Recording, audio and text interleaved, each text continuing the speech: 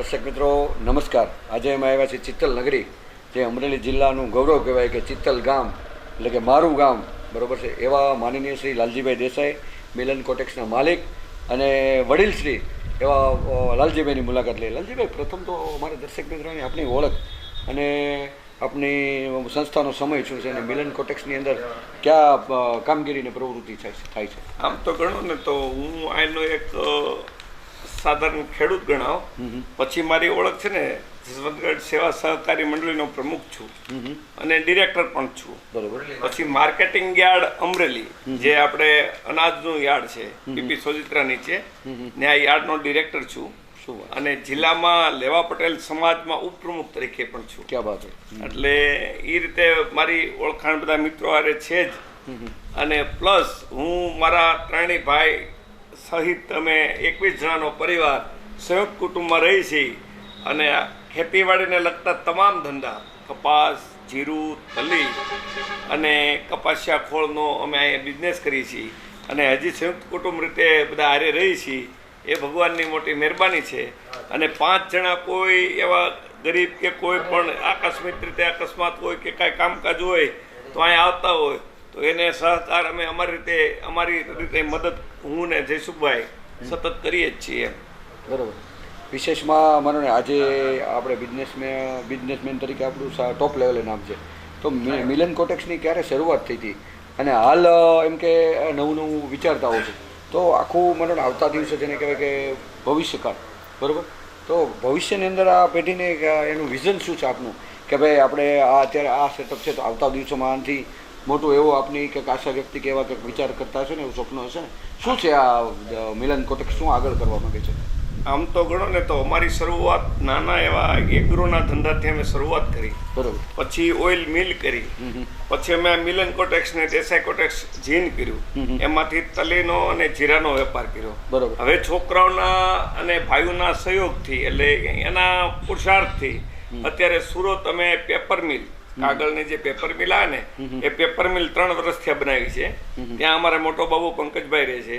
પછી યાનનું એક હમણાં મિલ ભાડે રાખ્યું આખું, અને અમારા નાના ભાઈ સુભાઈ છે એનો બાબુ આખી યાનની ફેક્ટરી એટલે દોરા જે આપણે બનાવી ને દોરાની આખી ફેક્ટરી ભાડા ઉપર છે અને એનું સંચાલન કરે છે યાનનું, બરોબર। અને એ અમારે ભાઈ હંસુભાઈનો બાબો જ કરે છે અને ભરતભાઈનો બાબો MBA કરવા ઓસ્ટ્રેલિયા હમણાં જાય છે।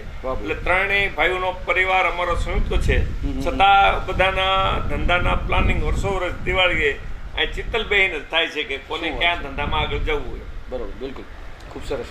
આપ વડીલ તરીકે માનો ને હાલની પરિસ્થિતિ પ્રમાણે તમે વડીલ છો એટલે યુવા વર્ગને શું સલાહ આપશો? આજે માનો ને 5 પૈસા ભગવાને આપ્યા છે તો બે માણસ વચ્ચે હરીફાઈ હાલતી હોય કે જે એમના ઘરવાળા હોય કે મારે સોનું લેવું છે અને જે મેઇન વ્યક્તિ જે માલિક છે એ કે મારે ફોર્ચ્યુનર લેવી છે, તો જે અત્યારે જે ગાડીનો ક્રેઝ આવ્યો છે કે મારે ગાડી લેવી જ જોઈએ, ગાડીનો આપણે એમ નથી કહેતા 21મી સદીને સેટઅપ ન કરો, અને અત્યારે ગોલ્ડના ભાવ ને સોના ચાંદીના ભાવ જોતા અત્યારે મનોને ઘરવાળીની જીત થઈ, એણે જીત કરી તો હોનું 1ના ડબલ થયા અને મનોને જેન્ટ્સે 4 વ્હીલ લીધી, બરોબર, તો એને 1ના અડધા છે।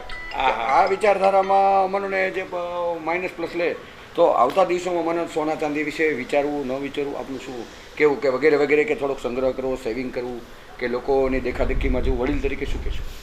અમારે એક તો વડીલ તરીકે અમારી ત્રણેય ભાઈની એ ભાવના છે, એક ખોટી રીતે ક્યાંય પૈસો 4 વ્હીલમાં કે સોનામાં રોકવો નહીં, ધંધામાં રોકવો।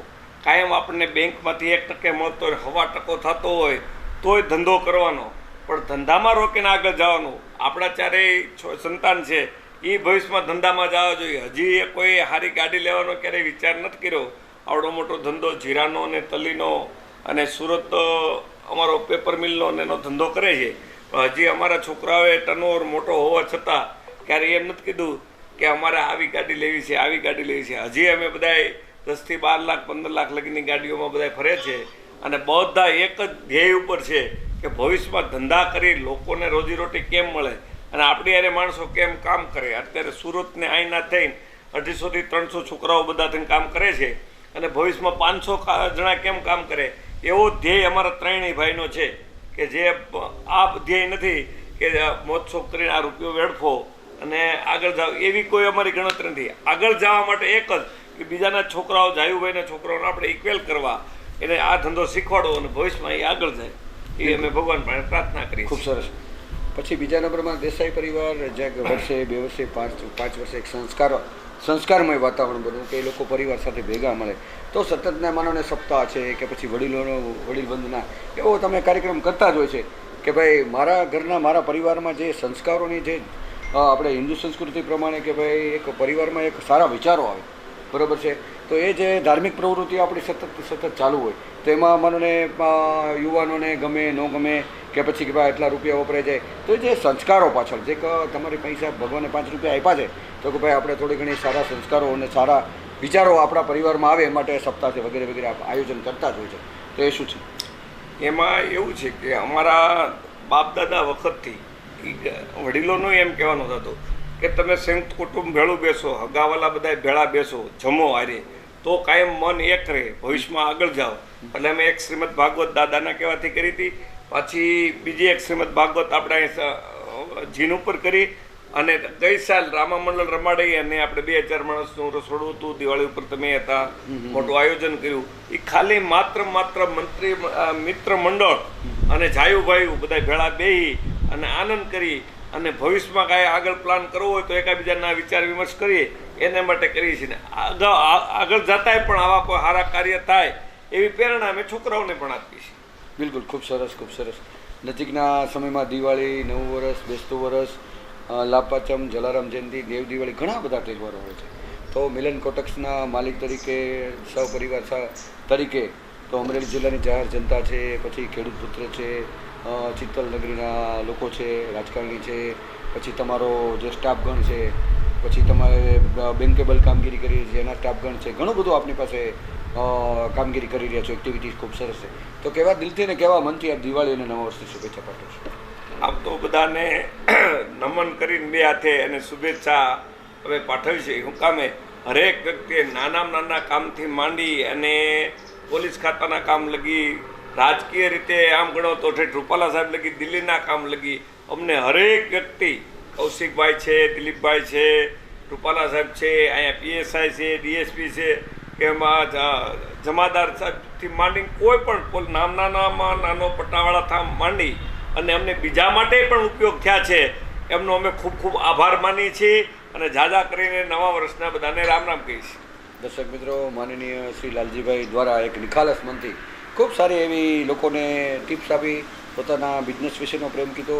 પછી મારા ઘરમાં પરિવારમાં એમ કે ધાર્મિક પ્રવૃત્તિ હોવાથી એક સારો સંસ્કારમય માહોલ બને અને આખો પરિવાર વ્યસન મુક્તિ છે અને સારા વિચારો કે તમે એમ માનો કે પોઝિટિવ વિચાર જે છે ને દુનિયામાં પોઝિટિવ વિચારની એવી તાકાત છે કે તમને ક્યાં ને ક્યાંય પહોંચાડે અને નીતિ નારાયણ એવું એક સાબિત થાય છે. તો નજીકના સમયમાં દિવાળી અને નવું વર્ષ આવી રહ્યું છે તો મિલન કોટેક્સના માલિક તરફથી લાલજીભાઈ છે, ભરતભાઈ છે, મિલનભાઈ છે, આખો પરિવાર દિવાળી અને નવા વર્ષની 18 વર્ષને શુભેચ્છા પાઠવી રહ્યા છે. એમ્બલ TV ન્યૂઝ, મનોજ સેજાણી, મિલન કોટેક્સ, ચિત્તલ.